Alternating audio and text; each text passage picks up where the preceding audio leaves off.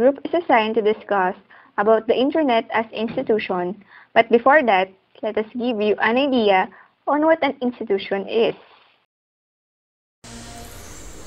An institution is an organization, establishment, foundation, or society capable of carrying out a defined but evolving program contributing to social and economical development. It must be responsive to current needs generated by cultural, economic, social, and political conditions in the country. It must go beyond the meeting of today's needs through policies, operations, and training. It must seek to ingrain the new methods and values in society and be in the forefront of further needed reforms. Marriage and the family. Religion and religious institutions. Educational institutions. Research community. Medicine. Law and legal system. Military forces. Police forces. Mass media. Industry. Civil society or NGOs. Now that you have an idea about an institution, let us give a brief definition or an overview about the Internet as an institution. The word Internet is derived from two words, international and network. The Internet, therefore, can be defined as an international computer network of information available to the public through modem links. The Internet is the world's largest and most widely used network. It is an international network of networks that is a collection of hundreds of thousands of private and public networks all over the world. There are rich and varied learning experiences available on the Internet that would have been inconceivable just a short while ago. The Internet has a range of capabilities that organizations are using to exchange information internally or to communicate externally with other organizations. The primary infrastructure for e-commerce, e-banking, e-business, e-learning, and virtual library is provided by the Internet technology. The Internet provides several opportunities for all academia, business organizations, the employed and the unemployed, the young and the old. The Internet is a live, constantly moving, theoretically borderless, potentially infinite space for the production and circulation of information. One can listen to international radio station and research and educations on the Internet, read national dailies of other countries, and speak to friends around the globe, read books and other materials on the Internet. The Internet might thus be described as an institution that processes interactions among the public all over the world, and network-structured communities. The Internet is one of the greatest recent advancements in the world of information technology, and has become a useful instrument that has fostered the process of making the world a global village. The Internet has brought tremendous changes to the society and the world at large. Before we discuss the things that makes the Internet an institution, let us look back on how it was developed and who are the people who contributed to its development. Development of Internet. In early 1960s, Paul Baran, considered as father of networking, presented his ideas in a series of reports published by RAND. J.C.R. Licklider first proposed a global network of computers. Leonard Kleinrock developed the theory of packet switching, which was to form the basis of Internet connections. In 1965, Lawrence Roberts studied about linking computers. In 1967, work was started on how to exchange messages between different pairs of computers. In 1969, ARPANET, or Advanced Research Projects Agency Network, is commissioned by the U.S. Department of Defense. In 1972, Ray Tomlinson created the first email program. First public demonstration of network was held at the International Conference on Computers and Communications, or ICCC, in Washington, D.C. First satellite link in the network was introduced in 1973, and BitNet, because its time network, is established in 1981. NSFNet, or National Science Foundation Network, links 5 computers in 1986. Cleveland FreeNet is established as the first free local computer network on the same year. In 1988, Robert Tapan Morris releases his worm program to the Internet. Electronic Frontier Foundation, or EFF, is founded in 1990. The World Wide Web, or WWW, is introduced by Tim Berners-Lee in 1991, and in 1992, the Internet Society was chartered. In 1993, President Bill Clinton was the first president to use email, and White House puts up its own page. Business and the media begin to notice of Internet. In 1995, different online services started. In 1996, Web TV makes it possible to access Internet. And in 2000s, through Internet, everything is almost possible. From extensive researches to online jobs, one can do and find things easier and faster. Social networking sites became popular. Online games became famous. People became aware and updated by just surfing the Internet. The Internet is closely related to the concept of interaction. Using the Internet, one can quickly locate people with compatible interests, find partners for collaboration, and exchange goods at a high speed.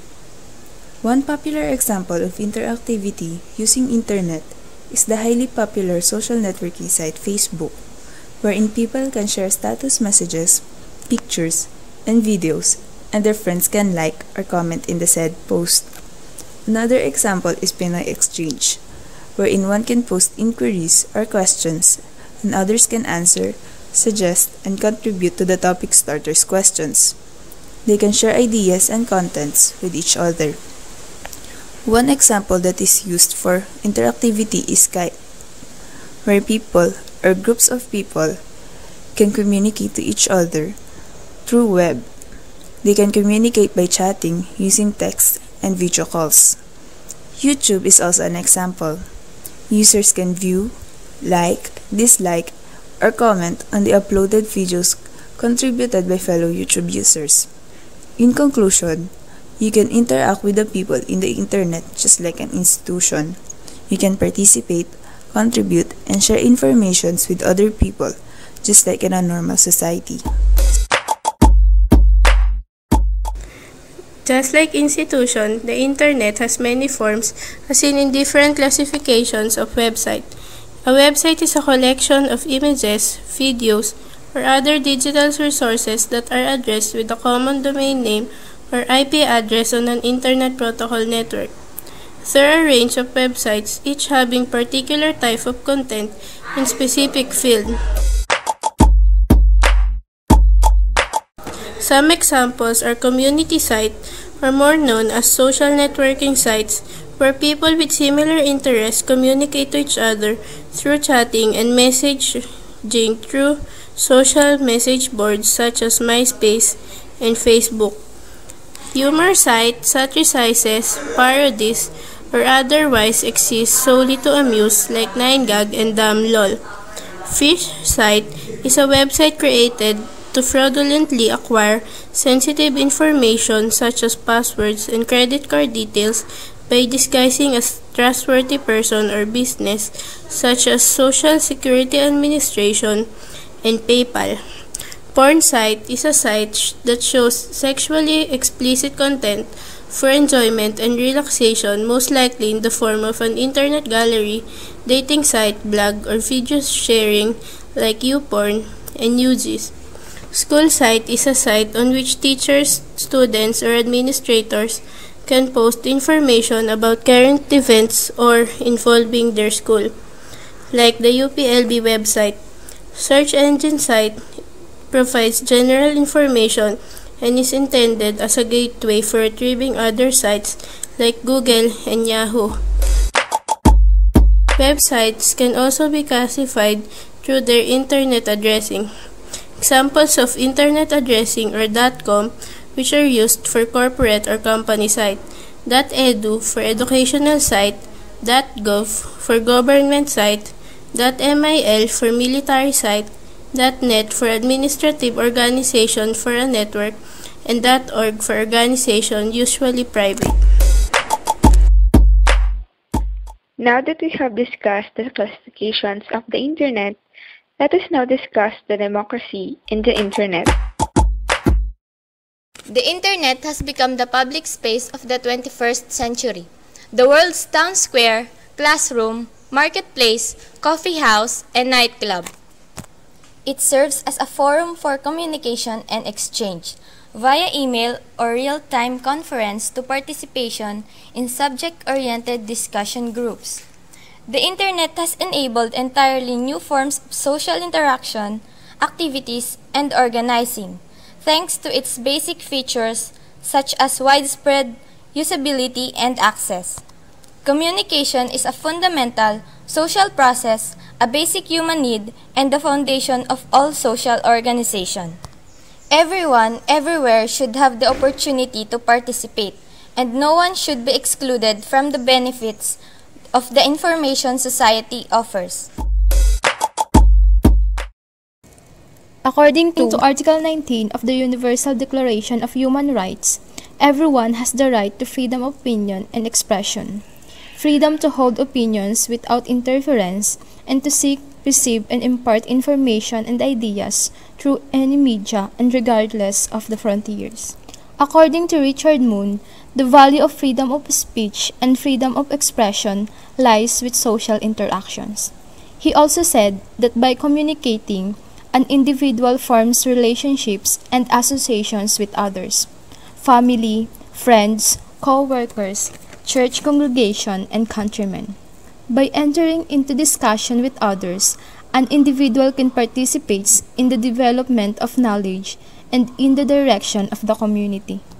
The rights of individuals to express their views freely, petition their leaders, worship according to their belief. These rights are universal, whether they are exercised in a public square or on an individual blog. Glanville said that Internet has been a revolution for censorship as much as for free speech. International, national, and regional standards recognize that freedom of speech as one form of freedom of expressions applies to any medium, including the Internet. Internet Public calls for ground rules to protect against wrongdoing and harm.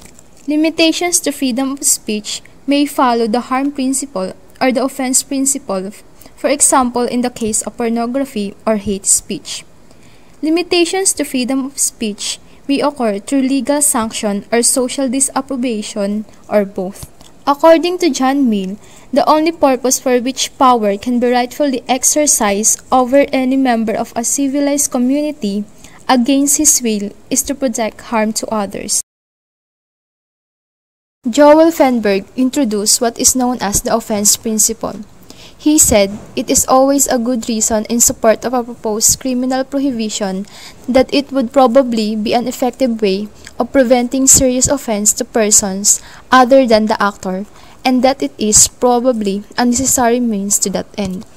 He also suggested that a number of factors need to be taken into account when applying the offense principle, including the extent, duration, and social value of the speech, the ease with which it can be avoided, the motives of the speaker, the number of people offended, the intensity of the offense, and the general interest of the community at large. Now, what are the challenges as we seek to protect and defend a free and open Internet? Number 1, protecting liberty and security. Number 2, protecting both transparency and confidentiality. And number 3, protecting free expression while fostering tolerance and civility.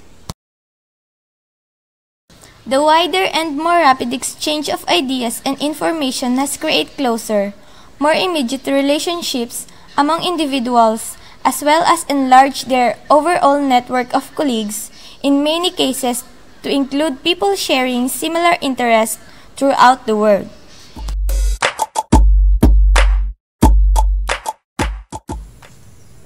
As an institution, the Internet can change the fact that it has some issues. Because of the democracy in the Internet, the marginalized can tell their own stories in either textual or political issues. Thus, we can say that they are not just consumers but also producers of media, therefore leading to Internet piracy and Internet activism. Internet piracy is the unlawful reproduction or distribution of any copyrighted digital file that can change hands over the Internet. This can be done with music files, videos and movies, e-books, softwares, and other materials. Internet activism is the use of electronic communication technologies such as email, the World Wide Web, and podcasts for various forms of activism to enable faster communications by citizen movements and the delivery of local information to large audience. Internet technologies are used for cause-related fundraising, community building, lobbying, and organizing.